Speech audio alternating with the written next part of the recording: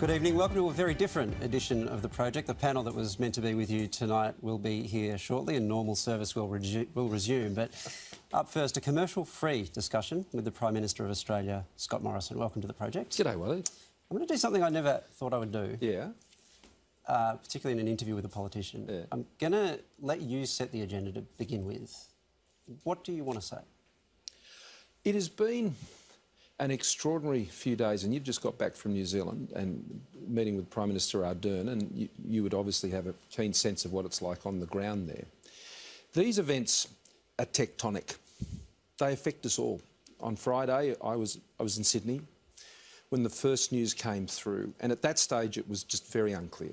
We didn't really know what was happening, who it was, except for where it was happening, obviously, and that was deeply distressing in the mosque. And then as the news came through and you get the briefings and it became crystal clear what had occurred, there was just a numbness. And we all experienced it. We all experienced it. The news came. And then the horror came of the hatred and the ugliness that had led to this.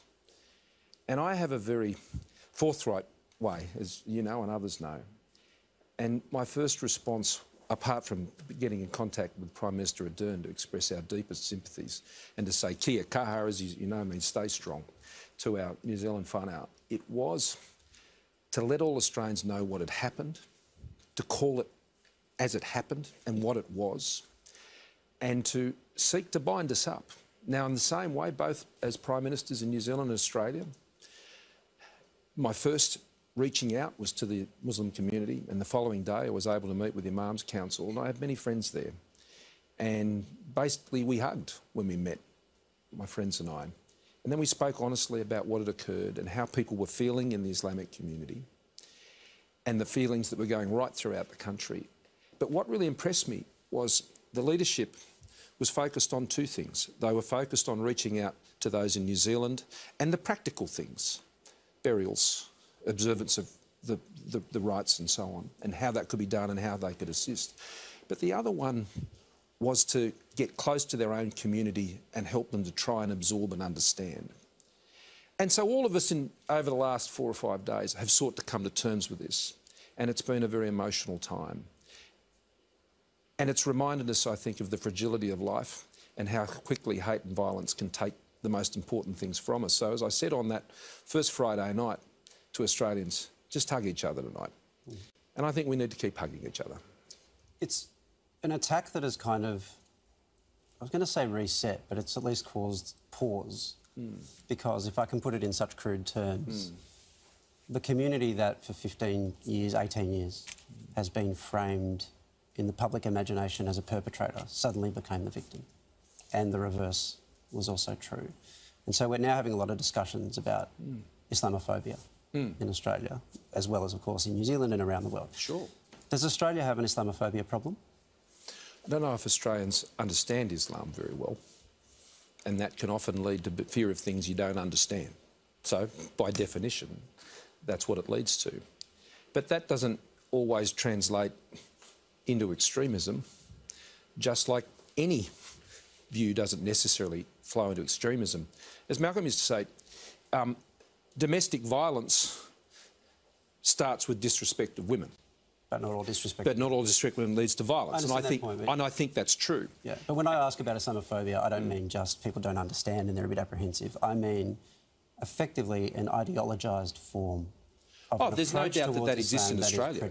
There's no doubt that that exists in Australia. How big a but there's no problem is doubt that so many forms of hatred and stereotyping goes on in the Australian community. Right, so how big a problem is this, do you think? Well, we have been tracking through our agencies this form of extremism. Now, people have used different words. I've said right-wing extreme, and others said white supremacist or white separatist. It all means the same thing, ultimately, at the end of the day. It's just where a view gets taken to an absolute extreme when you're talking about supremacists and separatists. Any community can take itself to a point with some where they engage in a form of fundamentalism extreme, which is a danger to innocence. Now, this is true in the Christian community. It's true in the Hindu community. In other countries, I should stress. I mean, We all know of violence that has occurred there. Buddhist communities, Muslim communities, where in any of these communities you allow fundamentalism and extremism to take hold, and as a community you don't guard against that, then this is where it ends. And the great victim is innocence. The great victim is peace. Okay, well, let me be perhaps more focused in the way I want to ask this.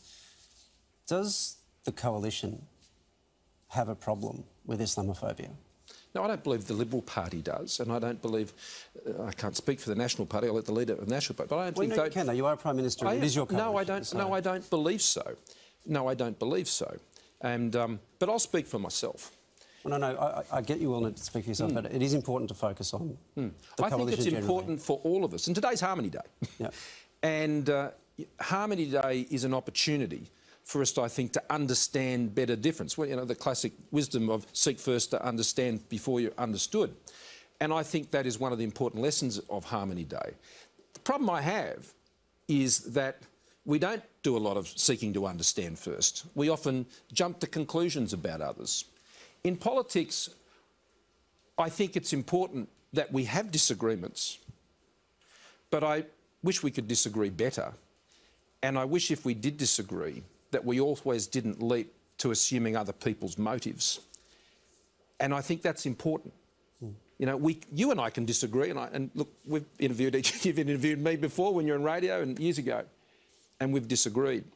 But I think it's really important in Australia, if we want a better society, that we've got to disagree better and respect each other more and the motives of others, and not leap to prejudiced conclusions about others. Sure, OK. So let me just run through some things, and perhaps you can help me understand better or explain motives or whatever it might be. When you have people in your coalition, George Christensen speaking at a Reclaim Australia rally, appearing on an alt-right podcast, speaking at a Q Society event where horrible things are said about multiple minorities, when you've got a former Prime Minister, Tony Abbott, saying that Islamophobia never killed anybody, when actually it already had. It's not just that it was true at the time, it isn't now, it wasn't true at the time. And suggested that when Muslim leaders condemn terrorism, they don't really mean it. When you have Peter Dutton suggesting that Lebanese immigration in the 70s was a mistake, or that mistakes were made around it. When you have him talking about Mehreen Faruqi, who's a Muslim senator who's part of the Greens, being as bad as Fraser Anning after the Christchurch attacks. When you have multiple, I think 7, coalition senators shaking Fraser Anning's hand after he gives the final solution speech in Parliament. And when you have reports in a newspaper like The Australian that it got to the point that the head of ASIO, Duncan Lewis, contacted members of the Liberal Party and of the coalition to warn them about the way they were talking about Islam.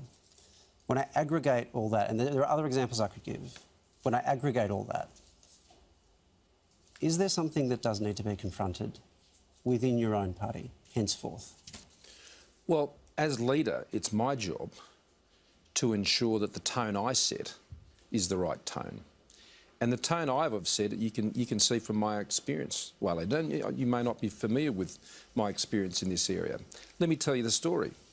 When I came into the Parliament in 2007, in the Cedar Cook in the southern part of Sydney, that was not that long after the riots that were there and the revenge attacks that took place soon after. So I know what it looks like in a community when things turn very bad and the cycle of violence is allowed to perpetuate. My predecessor, Bruce Baird, responded to this, working with a wonderful bloke who's become a dear friend of mine, Jamal Reefi, and brought the communities together by taking a whole group of young Muslim people in southwestern Sydney, and they trained to be lifesavers, particularly at the North Cronulla Surf Club. Now, when I came into Parliament, we wanted to keep this program of bringing those two parts of Sydney together. And Jason Clare, today a good friend of mine, a Labor member for that part of the city, we decided to take young people from both of our communities and walk the Kokoda track together to help us understand, and particularly our younger people, these two different types of cultures, or what I described as very different Australian experiences. Now, since that, Jason and I did it 2 more times. We walked the Sandakan Death March together with a similar group, an included Indigenous group actually from Rob Oakeshott's electorate at the time.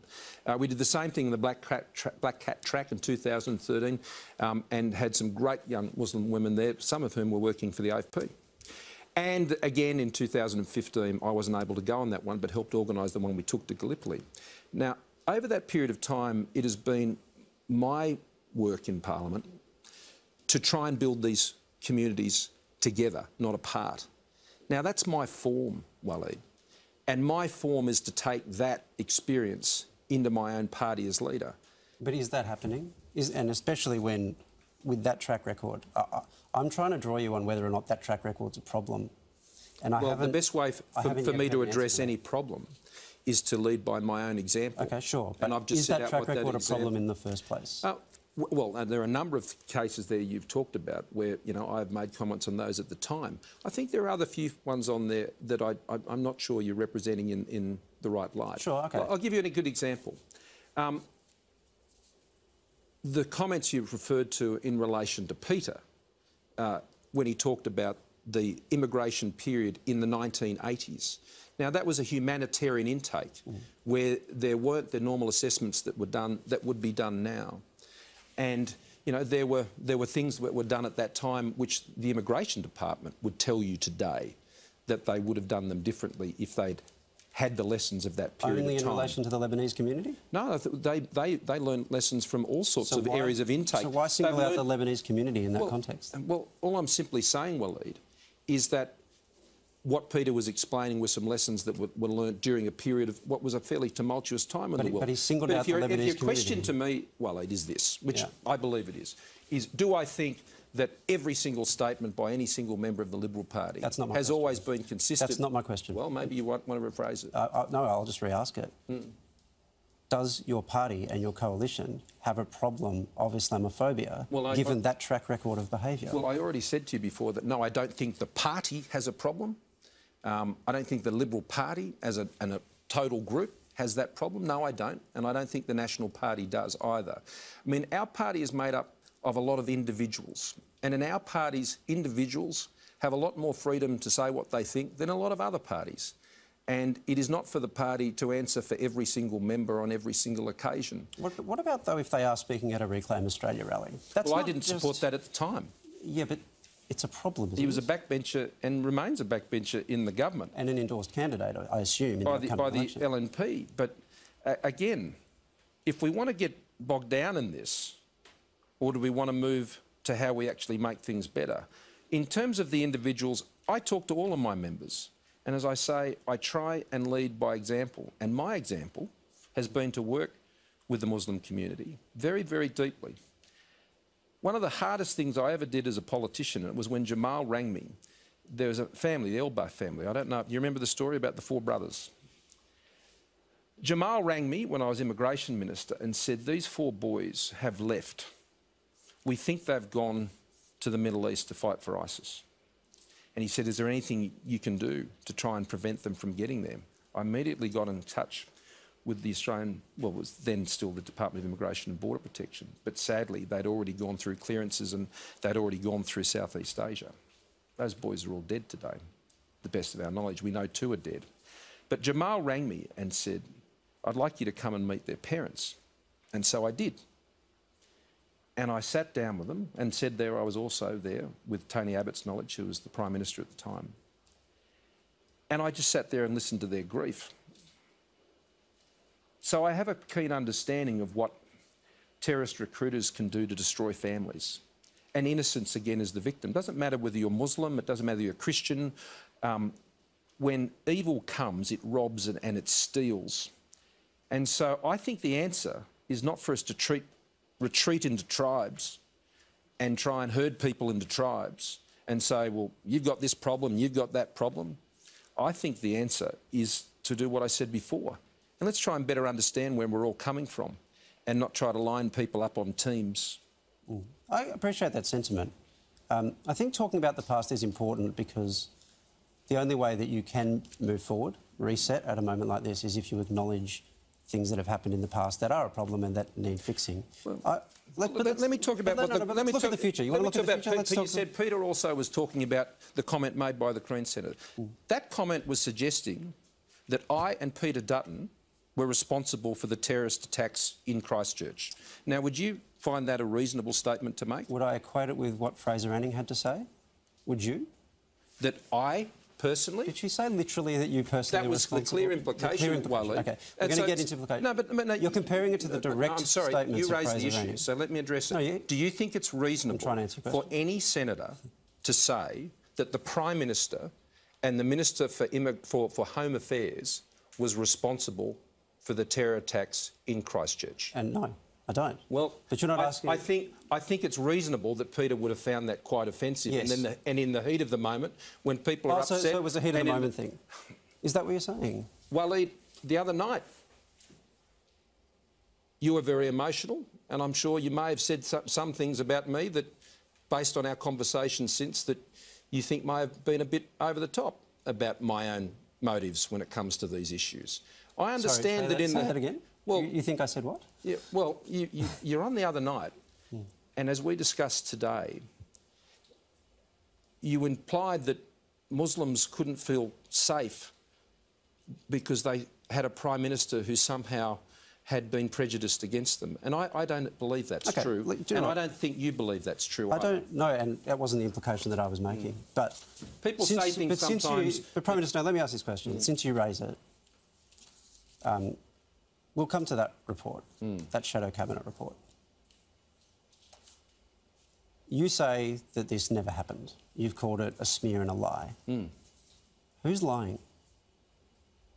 Well, I can only say anyone who may have talked to a journalist to smear me in that way. Okay. Because there's been a number of members who were at that meeting who have gone on the record to support the fact that that did not happen. Well, there were some members who went on the record, some of whom weren't at the meeting. There are other members who've been... Philip Ruddock was there, and he said it didn't happen. Tony Abbott was there, and he said it didn't happen. David Johnson was there, and he said it didn't happen. Prime Minister, I was there, and I say it didn't happen. With respect, Philip Ruddock didn't say it didn't happen. He said he couldn't recall. I've looked high and low. No, but it's an important difference, isn't it? Well, you talk about people who have been on the record. Well, there is at least one of those people on the record saying that it did happen, that being Andrew Robb. You have multiple journalists reporting from multiple sources. Hang on. I have to stop you there. You can get to that point in a second. Well, you have multiple you have said that Andrew Robb said something that he didn't. I've read it with my own eyes today. No, what Andrew... I'll let you finish. I apologise. You have multiple reporters reporting from multiple sources that it happened, and you have one on the record saying the same. No, that's not true, Waleed. That is not true.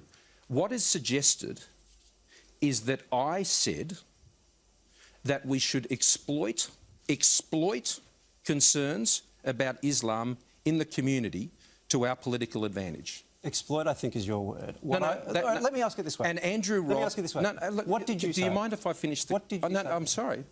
No, Andrew Robb did not say that I did that. No, Andrew Robb said that you raised the issue. Yeah, I was the Shadow Immigration Minister at the time, and I was very concerned about these issues and the way people were feeling in the community. So when you raised those issues in that meeting, what did you say about them? Well, I was concerned that we needed to address them, which is what I've been doing inside and outside of the Parliament for the last 10 years of my life. Address those concerns? Yes, to lower them. So what your argument was in that Shadow Cabinet meeting was... Yeah, I was acknowledging that there were these fears in the community and that we had to address them. Not exploit them, actually seek to try and address them.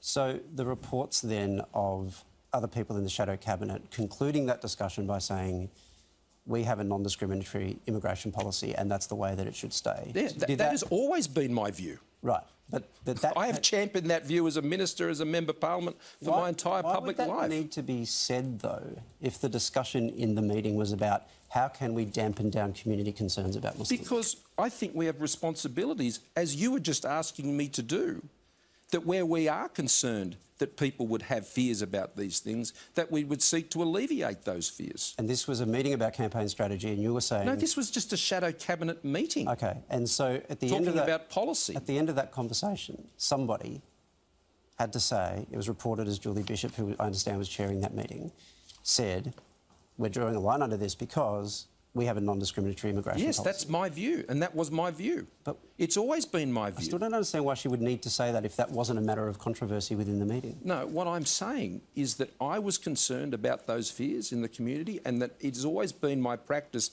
as I've demonstrated to you, outside the parliament and inside the parliament, to seek to address those. Why else do you think I would have been working like I have, as I explained to you before? Why do you think I would be? That's been my experience.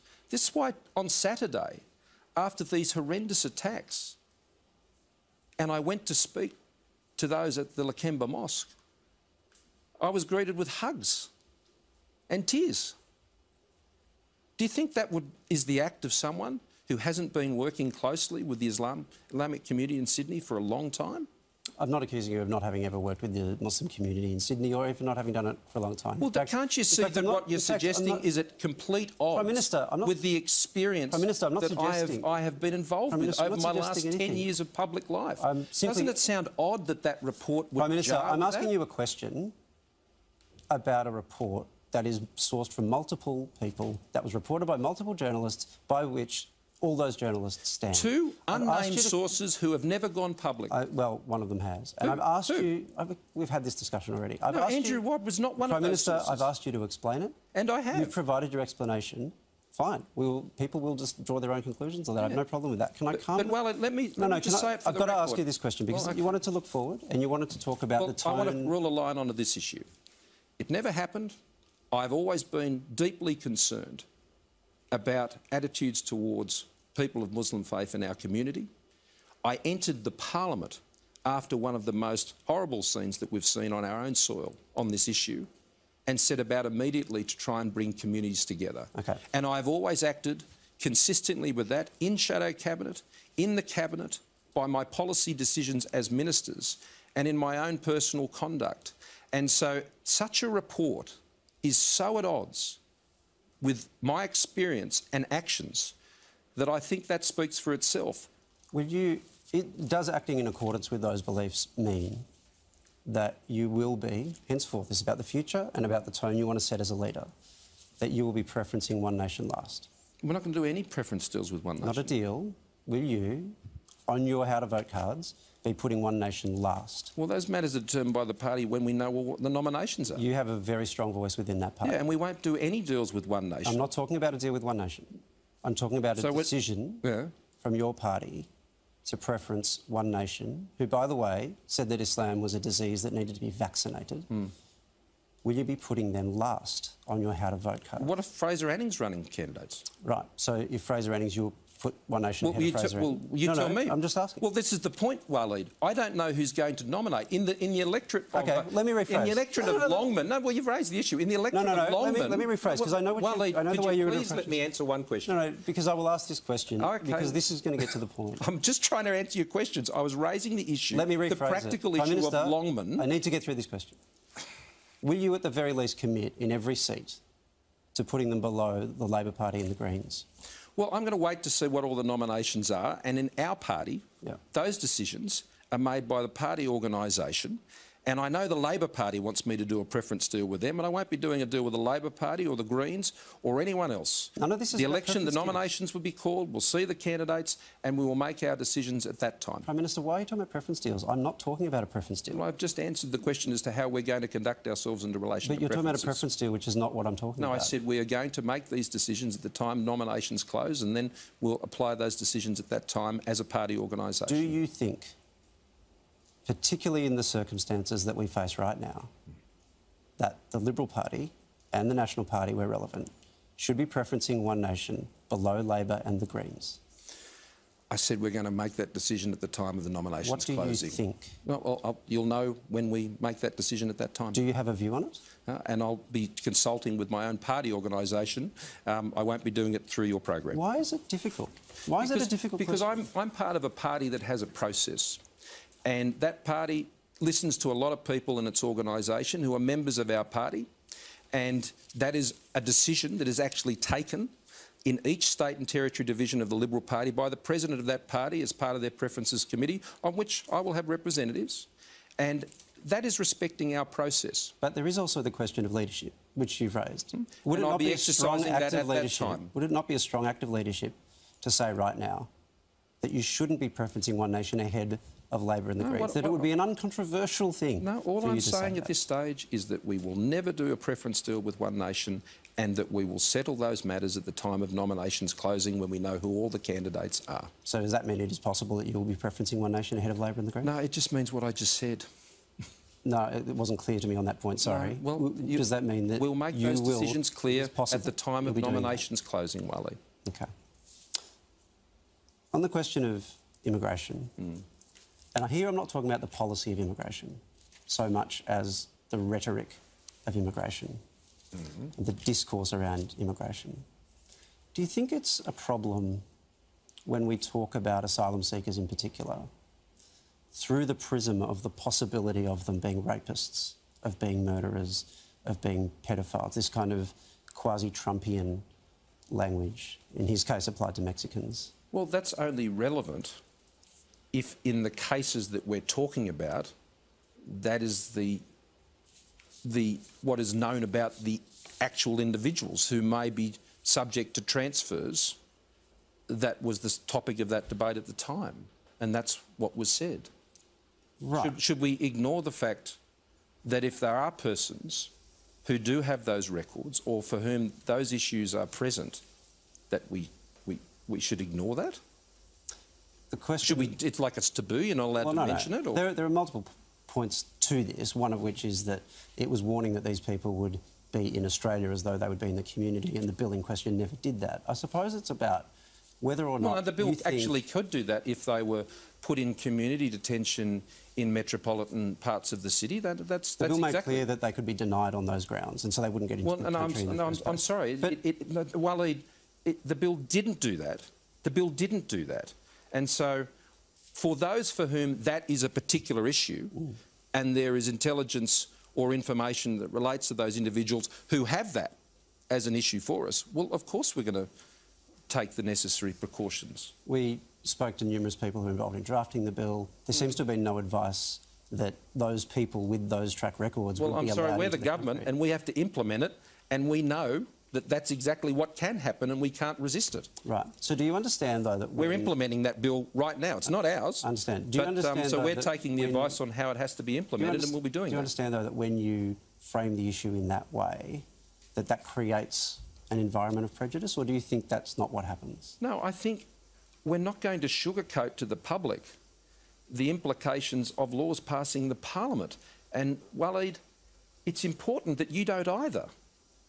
No, I'm not in the process of doing anything. Well, in your commentary on these things, all journalists, I think, have to be careful that they don't create a false impression of the risks that need to be managed. I'm asking you a question about whether or not describing people... Well, the only people who were described like that were the people who you could make that description of. I feel like it's very difficult to get through a sentence at the moment.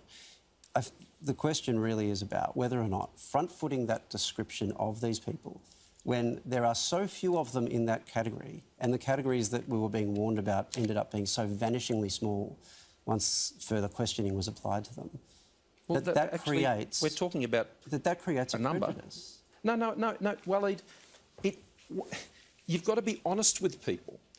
And if a bill that was put forward and supported by the Labor Party was going to be creating risks for managing the transfer of people into the community, then I'm not going to tell the Australian people that those risks don't exist. I'm not going to sugarcoat it. There are real risks. There are very real risks. I mean, people used to accuse me of this when I was talking about what we needed to do to actually get our borders under control. And they used to accuse me of all sorts of motives.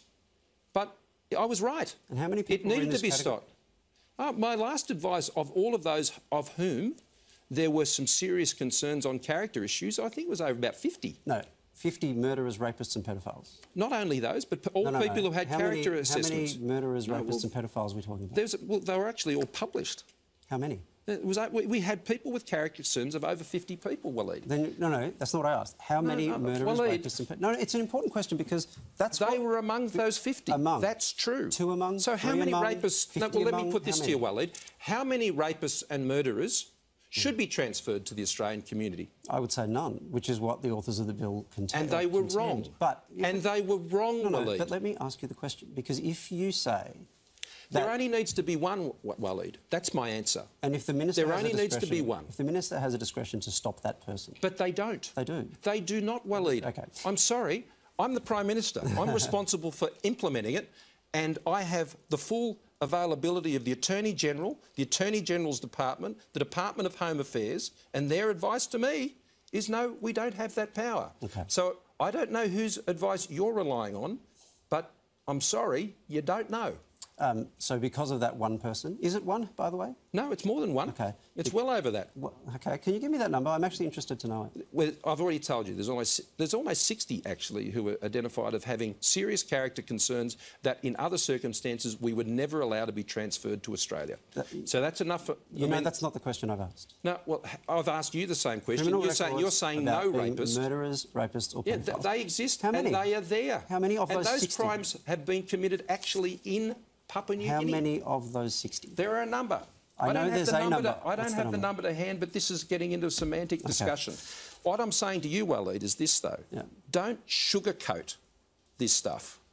It doesn't excuse it. I have no interest in sugarcoating. Well, I'm afraid, mate, sometimes you could be accused of that. Oh, is that what you're doing now? Well, you're saying that there was no risk, Waleed. I'm asking you a question. And there was risk. And you say it didn't exist because the bill didn't allow for it. And I'm telling you that's wrong. I'm saying... And so I'm saying the bill protected against that risk, and I'm not honest with the Australian people about the risk. Let me ask you one final area here.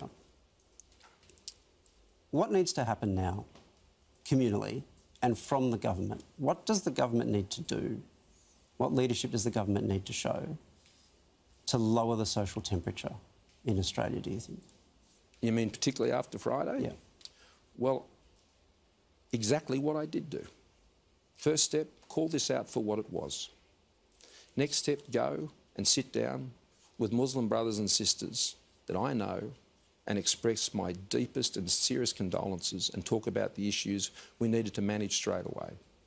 On Sunday, I went to the Coptic church in Arncliffe in Sydney, a community no stranger to shootings in churches, who understands, probably more than most, how deeply these things can affect communities.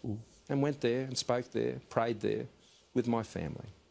On Monday, I went to the Australian-Israel Chamber of Commerce here in Melbourne, and I gave a speech which talked about the need for Australians to see each other as individuals, not herded into particular groups. That we could actually respect each other and the motives that sit behind each and every individual and not make assumptions about people based on what other people have said, and that we needed to disagree better, not necessarily agree more, and that we didn't allow conflict in debate to become a sport and an entertainment, but that we're able to get behind that and actually have real community building initiatives, which are exactly the type of initiatives I announced on Wednesday of this week. So I fully... Initiatives like Together for Humanity, which we put 2.5 million... Initiatives like the one we announced today with Basher Hurley down there at Richmond at Punt Road. These types of programs which I have been supporting and my government has been funding for years now.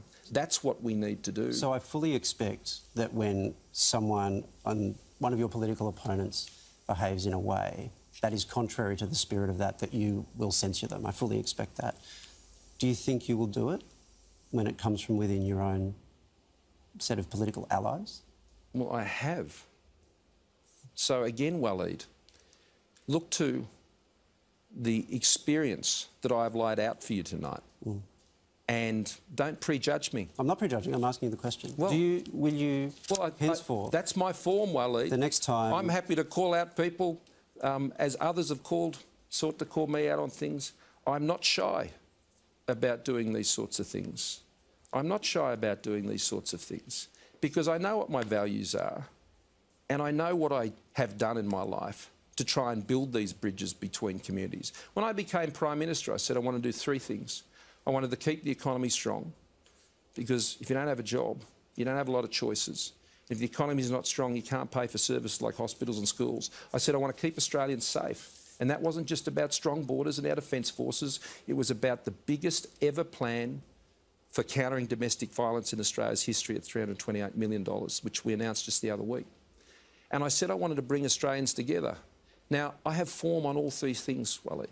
And on bringing Australians together, I think you'll find it hard to find another member of Parliament who has not made at least the same effort that I have to build these bridges between these communities. Prime Minister, and I will continue to do that as Prime Minister each and every day because, you know, we've got to love all Australians. Doesn't matter what their background is, doesn't matter what their religion is, doesn't matter what their ethnicity is. We are the most successful multicultural country in the earth, the best immigration nation of any country in the earth. And that's my responsibility to make sure it stays that way, and that's my absolute commitment. Prime Minister, I wish you all the best with that endeavour. Well, I look forward to your support and helping me doing it. Well, we'll certainly be watching and supporting, absolutely. Thanks very much. Where that does happen. Thank you very much. Time. Ta. Don't go anywhere. Project will be right back after the break.